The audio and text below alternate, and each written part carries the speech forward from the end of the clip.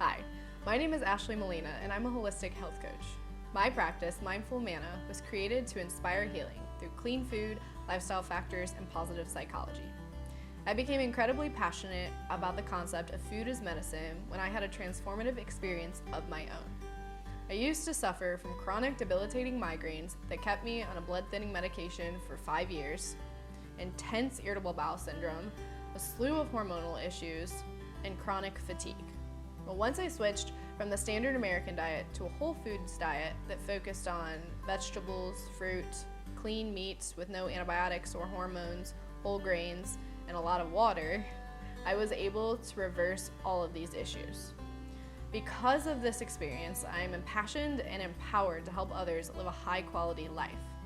I believe this starts with what you eat.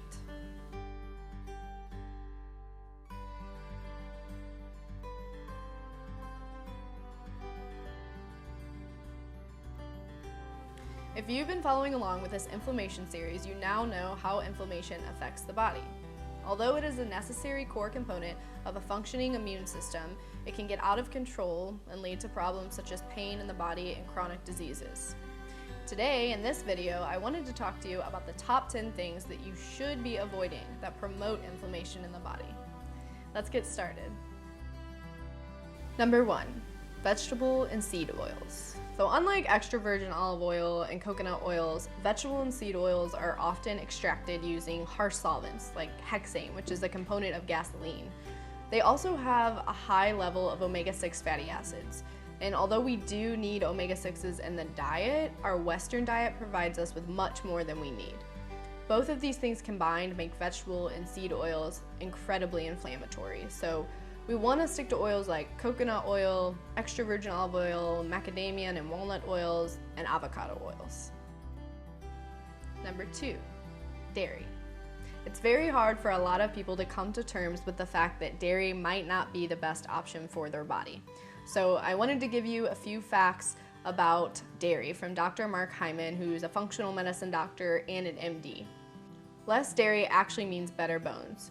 So countries like Asia and Africa, who have the lowest calcium consumption, actually also have the lowest rates of osteoporosis. In studies done of calcium supplementation, there was no benefit in reducing fracture risks, but it was actually vitamin D that showed more help with osteoporosis. Dairy is linked to saturated fat and heart disease, as well as prostate cancer, and dairy causes digestive issues for 75% of people. We want to stick to non-dairy milks, non-dairy products, and stay away from excess cheese, butter, and products that have dairy in them. Another interesting fact about dairy and inflammation is congestion. A lot of people suffer from congestion and they don't really understand why. I used to be one of those people.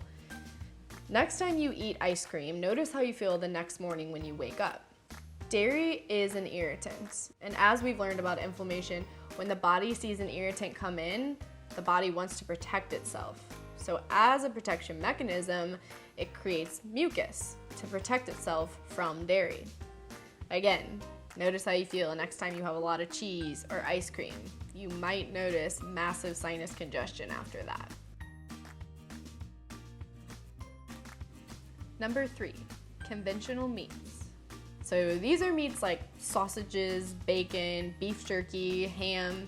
These meats are cooked at ridiculously high temperatures, which causes them to have AGEs, or advanced glycation end products. They're highly inflammatory in the body, so it's best to stay away from them at all costs. Number 4, alcohol. Alcohol is quite frankly a poison, and if it wasn't for our liver, we would die at the first sip. The liver is your personal detoxification system, and thank God for it, because it has to eliminate all the toxins that come into your body, including alcohol. Excessive alcohol consumption has been linked to inflammation in the esophagus, the larynx, which is the voice box, and the liver. These repeated sites of inflammation can cause tumor growth, which end in cancer. So we want to be really mindful about our alcohol consumption. Number 5, sugar. I love to educate people more about sugar because I believe the information is really empowering. A lot of my clients come to me saying they walked around most of their adult lives feeling bad that they can't resist sweets. So I want to tell you why that is. We are actually biologically inclined to eat sweets because back in the caveman days, we would find honey or berries only every so often, and we would eat as many as we could to store fat. But today we have sugar everywhere and in excessive amounts, and so we can't stop eating it because our biology trains us to think that we still are trying to store fat, when in reality, a lot of us are trying to lose fat these days. Sugar is actually highly addictive. It's as addictive as heroin and cocaine, which is crazy. How do we know this? They've done a couple studies. One is a brain scan they've done where people take hits of cocaine and sugar, and it shows in the brain that the same exact dopamine response is released whenever we hit cocaine and eat sugar. Another study they've done is with animals, and these are animal feeding studies where they hook the animals up to IVs and they have levers. And the animal can either have cocaine when it presses a lever or sugar when it presses the lever. What these studies have showed us is that the animal will always pick sugar over cocaine, which is crazy enough. But even crazier is that when the animal is first addicted to cocaine and then is introduced to sugar, they will always pick the sugar. 8 times over the cocaine. Crazy stuff. So we know that we are biologically inclined to eat sugar, and it's also highly addictive. This is why we have to be very careful when it comes to sugar. Most of the products today are full of added sugars that you would have no idea about unless you're reading your labels. Make sure that you're reading all of your labels and try to cut back on sugar consumption as much as possible. It gets a lot easier over time, and your sugar taste really goes down when you stop eating it as much. Number 6, refined carbohydrates. These are things that are white flour products, such as like crackers, cookies, white bread, bagels, those kind of things. And these refined carbohydrates shoot our blood sugar up, which makes us get this blood sugar rush, which makes us really tired and cranky whenever we crash, but it also promotes inflammation in the body. Refined carbohydrates are what give carbs a bad name, but carbohydrates aren't bad. Actually, vegetables are carbohydrates. It's just the type. So we want to stay away from these refined white flour products and stick to whole grains and, of course, fruits, vegetables, and the like. Number 7, trans fats. Trans fats are one of the unhealthiest things that you can eat. You can usually find them in packaged foods and frozen foods and processed foods. And on the label, they're usually labeled as partially hydrogenated oils. These are actually illegal in like 60 countries, but not here in the US. We really want to be making sure that everything we eat out of a package, etc., does not have the term or label partially hydrogenated oils or trans fats. These are incredibly inflammatory in the body, and we want to stay away at all costs. Number 8, stress. So when you're faced with a stressful situation, your body goes into fight or flight mode. What this means is that there's a cascade of emotions, hormones, and bodily reactions that happen. And one of those is the production of cortisol, which is the stress hormone. It used to be that we were only faced with stressful situations occasionally, but in our modern times, we're consistently faced with stress. We live our lives stressed out. Chronic stress is a huge problem when it comes to inflammation. And so what this means is that because we live these chronically stressed out lives, we are constantly producing cortisol in the body, which, you guessed it, promotes inflammation. Stress reduction is probably one of the most important things you can do to combat inflammation in the body.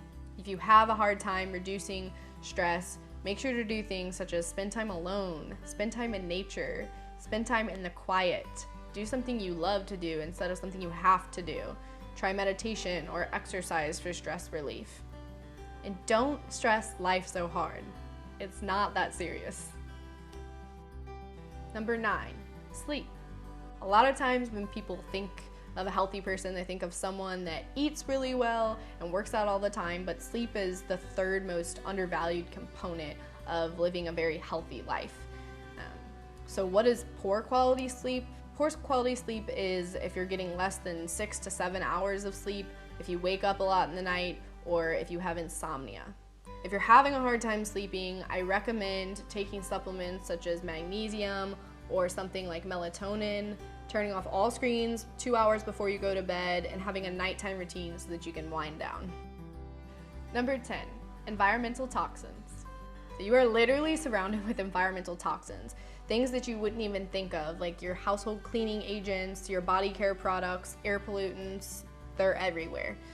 You can't just eliminate all toxins, but you can minimize them. You can work to do that, and it's from the choices that you make, such as your home products and your body care products. You can switch to less harmful cleaning agents in your home, and you can switch out your body care products like deodorant for better natural alternatives, things that don't have harmful chemicals, toxins, additives that are going to bother you in the body.